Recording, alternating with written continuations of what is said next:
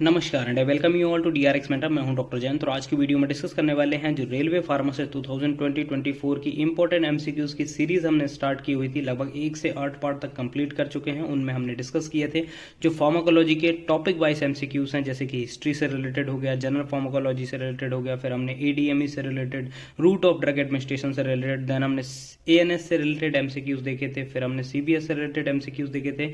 Recently हमने kidney से related MCQs देखे थे। In this video we are going to discuss about the MCQs related to the endocrinology, जिसमें कि हम कवर करेंगे जो कि थायराइड से रिलेटेड हैं, एंटी थायराइड ड्रग से रिलेटेड हैं, आपके एंटी डायबिटिक जो ड्रग हैं उनसे रिलेटेड है, इंसुलिन से रिलेटेड है, और जो ओरल कंट्रासेप्टिव हैं उनसे रिलेटेड जो भी एमसीक्यूज हैं इस वीडियो में डिस्कस करने वाले हैं। तो चलिए स्टार्ट करते हैं। बट उससे पहले यदि अपने चैनल को सब्सक्राइब नहीं किया तो चैनल को सब्सक्राइब कर लीजिए, सो दैट आपको फार्मेसी से रिलेटेड जितनी भी इंपॉर्टेंट अपडेट है वो मिलती रहेगी। और additionally you can also join our channel, जहां पर आपको मिलने वाले प्रीवियस ईयर के क्वेश्चन पेपर्स, स्ट्रेटजीज, यदि आपको कोई गाइडेंस वगैरह चाहिए जीपेट नाई पर फार्मेसी से रिलेटेड तो वो भी आपको टेलीफोनिक वे में उपलब्ध कराई जाएगी। और जितने भी चैनल सब्सक्राइब किया हुआ है जो करते हैं वो प्लीज़ मेरे को डीएम कर दें इंस्टाग्राम पे, या फिर अपना जो व्हाट्सअप नंबर है वो हमको प्रोवाइड कराएं, सो दैट आपको जितनी भी स्टडी मटेरियल है, प्रीवियस ईयर के एमसीक्यूज हैं जैसे रेलवे फार्मासिस्ट, टीएसआईसी, सीजीएचएस के, वो सभी मैं आपको सेंड कर सकूं।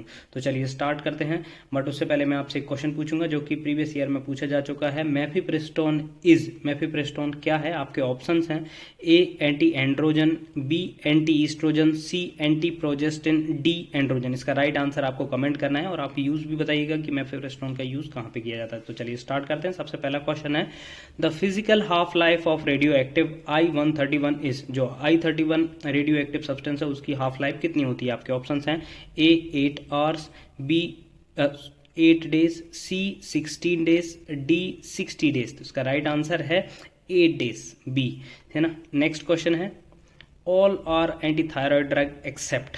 इनमें से कौन सी एंटी थायराइड ड्रग नहीं है? आपके ऑप्शंस हैं प्रोपाइल थायोयूरियासिल, मैथीमाजोल, कार्बिमाजोल और कार्बामाजेपिन। तो इसका राइट आंसर है कार्बामाजेपिन। तो आपको कमेंट करके बताना है कि कार्बामाजेपिन का यूज कहाँ पे किया जाता है।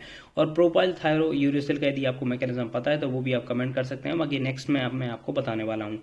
नेक्स्ट क्वेश्चन है conversion of T4 to T3 inhibition is associated with. इनमें से कौन सी ड्रग है जो T4 से T3 का जो कन्वर्जन है उसको इनहिबिट करती है? ऑप्शंस हैं प्रोपाइल थायोयूरियासिल, बी एम्पिसिलिन, सी लिथियम, डी कार्बिमाजोल। तो देखिए इसका राइट आंसर है ए प्रोपाइल थायोयूरियासिल, जो हमने पढ़ा था अभी, और ये इनहिबिट करता है T4 से T3 के कन्वर्जन को। नेक्स्ट क्वेश्चन है which of the following anti diabetic drug can cause vitamin B12 deficiency. इनमें से कौन सी ड्रग जो है विटामिन B12 की डेफिशिएंसी कॉज करती है? इसका राइट आंसर है मेटफॉर्मिन। ये कई बार पूछा जा चुका है, ये आपको याद रखना है। नेक्स्ट, ये जैसे लैक्टिक एसिडोसिस, तो ये भी आप याद रखिएगा। लैक्टिक एसिडोसिस ये मोर कॉमन होता है फैनफॉर्मिन से, और मेगालोब्लास्टिक एनीमिया जो कि विटामिन B12 की डिफिशियंसी होती है वो रिलेटेड है मेटफॉर्मिन। तो ये आप याद रखिएगा, ये कई बार पूछा जा चुका है।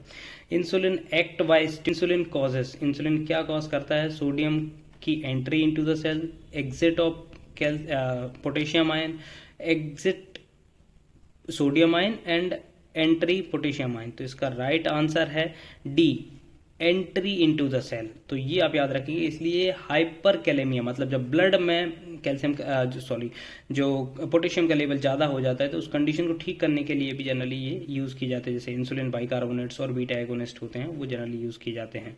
ठीक है, तो ये आप याद रखिएगा। नेक्स्ट क्वेश्चन है which of the following drug is alpha glucosidase inhibitor. इनमें से कौन सी ड्रग अल्फा ग्लूकोक्सीडेज इनहिबिटर है? Pioglitazone, miglitol, metformin, nateglinide. तो इसका राइट आंसर है मिग्लिटॉल। इसके अलावा भी 2 ड्रग होती हैं जो कि एक तो है आपकी एकार्बोज और बोगलीगोज। तो ये 2 और एडिशनली यूज की जाती हैं, मतलब 2 जो वर्क करती हैं अल्फा ग्लूकोक्सीडेज इनहिबिटर के। तो यदि आपका डिटेल मैकेनिज्म आपको पता है तो आप उसको कमेंट भी कर सकते हैं। नेक्स्ट क्वेश्चन है lactic acidosis is common in. Lactic acidosis किसमें कॉमन है? मैंने आपको बताया था अभी, मेटफॉर्मिन, फैनफॉर्मिन, रेपाग्लिनाइड, रोजिग्लिटाजोन। तो इसका राइट आंसर है फैनफॉर्मिन। नेक्स्ट क्वेश्चन है फिनास्टेरॉइड एक्ट बाय ब्लॉकिंग। फिनास्टेरॉइड जो ड्रग होती है वो किसको ब्लॉक करती है? अल्फा रिसेप्टर्स को, अल्फा 5 अल्फा रिडक्टेज एंजाइम को, एंड्रोजन रिसेप्टर्स को, बीटा रिसेप्टर्स को। उसका राइट आंसर है अल्फा 5 अल्फा रिडक्टेज एंजाइम को। नेक्स्ट क्वेश्चन है which of the following is aromatase inhibitor. कौन सी ड्रग एरोमाटेज इनहिबिटर है? टेमोक्सिफेन, लेट्रोजोल, डेनाजोल और टेक्सेन, तो इसका राइट आंसर है लेट्रोजोल।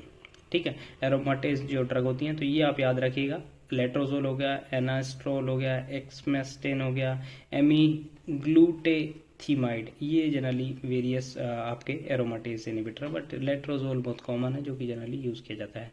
नेक्स्ट क्वेश्चन है मेफिप्रेस्टोन क्या है? Progesterone antagonist, oestrogen antagonist, both, none of the above, तो इसका राइट आंसर है प्रोजेस्टेरोन एंटागोनिस्ट।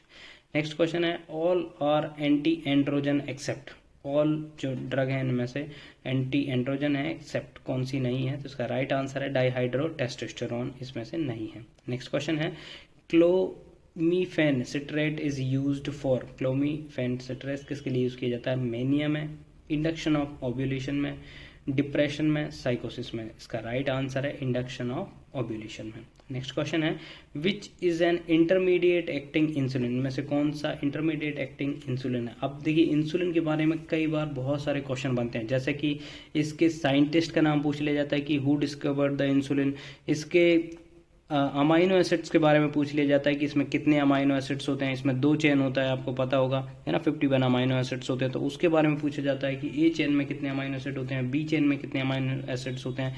यदि आपको पता है तो वो कमेंट करिएगा डिटेल में इंसुलिन के बारे में कि इंसुलिन की डिस्कवरी किसने की थी और इसमें कितनी चेन होती हैं, किस चेन में कितने अमाइनो एसिड्स होते हैं, तो ये जनरली पूछा भी जाता है। तो यदि आपको ये पता है तो आप कमेंट करिएगा, जिससे कि जो अदर सब्सक्राइबर है वो भी इससे बेनिफिट हो सके। इसका राइट आंसर है NPH insulin. NPH insulin generally आपका क्या होता है? इंटरमीडिएट एक्टिंग इंसुलिन होता है। ठीक है, बढ़ते हैं नेक्स्ट क्वेश्चन की ओर।